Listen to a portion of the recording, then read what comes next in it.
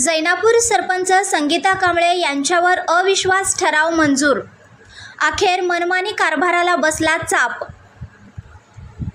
जैनापूर तालुका शिरोळ येथील महिला सरपंच संगीता रमेश कांबळे यांच्या अजब कारभाराचा गजब प्रकार अखेर संपला आहे। सरपंच संगीता कांबळे यांनी पदाचा गैरवापर करून नागरिकांना नाहक त्रास दिला होता। अनेक मूलभूत सुविधांपासून लोकांना वंचित ठेवले होते। नागरिकांना पिण्याचे पाणी दिले नव्हते। कर भरणाऱ्या नागरिकांचे नळ कनेक्शन बळजबरीने कट करणे, किरकोळ कारणावरून ग्रामपंचायतमध्ये गदारोळ उत्पन्न करणे, ग्रामपंचायत विद्यमान सदस्यांना विश्वासात न घेता परस्पर मनमानी कारभार करणे या रोजच्या त्रासाला जैनापूरचे नागरिक तसेच सदस्य, उपसरपंच अक्षरशः वैतागले होते। या सर्व रोजच्या घडत असलेल्या अन्यायाविरोधात बंड पुकारून जैनापूर ग्रामपंचायतीचे उपसरपंच संदीप सरनाईक, सदस्य विद्याधर पाटील, झाकीर मुजावर, सदस्य संगीता पाटील, शुभांगी बिरंजे यांनी तहसीलदार शिरोळ यांना अविश्वास ठराव मंजूर व्हावा यासाठी लेखी निवेदन दिले होते। त्या अनुषंगाने शिरोळचे तहसीलदार अनिल कुमार हेळकर यांनी 13 मे रोजी विशेष सभा आयोजित केली होती। त्या सभेमध्ये सरपंच यांच्या कारभाराची पाहणी केली। तसेच दिलेल्या तक्रारीच्या अनुषंगाने सविस्तर चर्चा करून तहसीलदार अनिल कुमार हेळकर यांनी संगीता कांबळे यांच्यावर अविश्वास ठराव मंजूर केला आहे। या बातमीचे वृत्त समजताच नागरिकांनी आनंदोत्सव साजरा करून फटाक्यांची आतिषबाजी व गुलाल उधळून जल्लोष केला।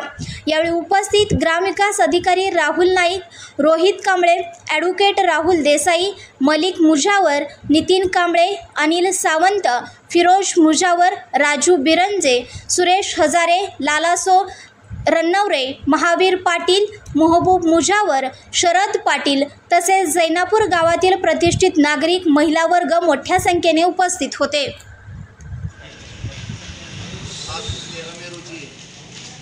ग्रामपंचायत जैनापूर यांनी सरपंच आम्ही 5 सदस्य यांनी सरपंचावर अविश्वास आणला होता।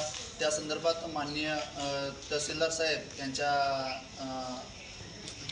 अध्यक्षतेखाली आजची जो कार्यक्रम आहे तो पार पडला।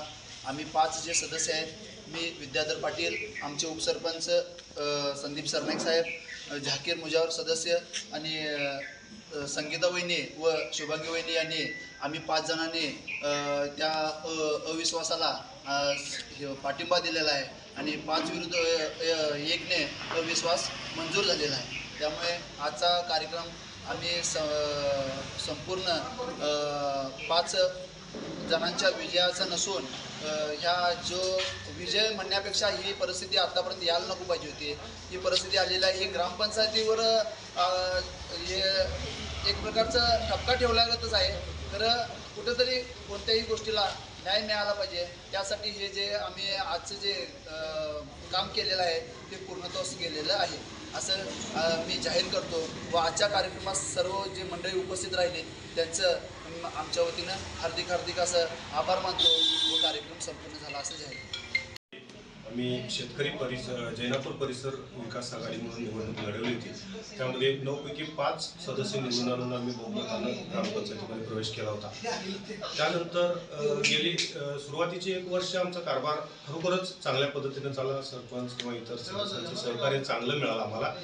त्याच्यानंतर मात्र काही त्याच्यामध्ये डिस्टर्ब व्हायला लागला आणि कामकाज थांबायला लागलं, विकास कामांना खीळ बसू लागली। त्याच्यानंतर मागच्या 1-2 महिन्यामध्ये या कामाला कंटाळून आपल्या विरोधी सदस्यांच्या तसेच आमच्या सदस्यांच्या मधून एक प्रस्ताव आला की आपण ज्या ठिकाणी आपल्या विकास कामाला खीळ बसत आहे, ज्या कारणाने खीळ बसत आहे ते कारणच आपण बाजूला करून आपल्या गावचा विकास जो थांबलेला आहे तो आपण पुन्हा चालू करावा ह्या उद्देशानं दोन्ही आघाडीतील सदस्यांनी मिळून आपण एक अविश्वास प्रस्ताव सरपंचावर आणूया असा एक प्रस्ताव समोर आला आणि त्या प्रस्तावाला दोन्ही आघाडीमधील पॅनेलमधील सदस्यांनी आणि विरोधी पार्टीमध्ये उपसरपंच पद होतं त्यांनी पण याच दुजोरा दिला आणि तो प्रस्ताव समोर आला। इतर आमच्या सोबत असणारे सर्व आमचे सहकारी मित्र यांच्याबरोबर आम्ही चर्चा केली, आमच्या नेते मंडळाची चर्चा केली आणि या प्रस्ताव आम्ही आज तडीस नेला।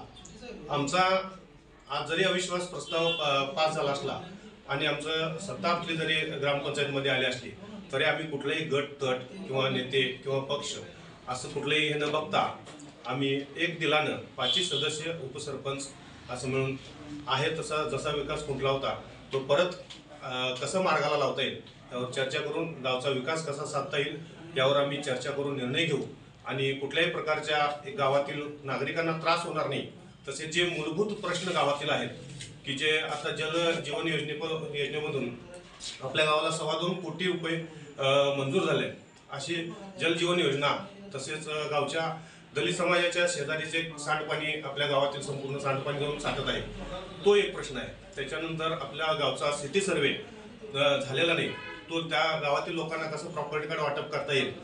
तसेच या ठिकाणी शिरोळ तालुक्याचे तहसीलदार यांच्या अध्यक्षतेखाली एक विशेष सभा पार पडली होती. त्यामध्ये जैनापूर ग्रामपंचायतीचे सरपंच यांच्यावर अविश्वास ठराव जो आहे तो मंजूर झालेला आहे. या अविश्वास ठरावाबद्दल एकच गोष्ट सांगायची आहे.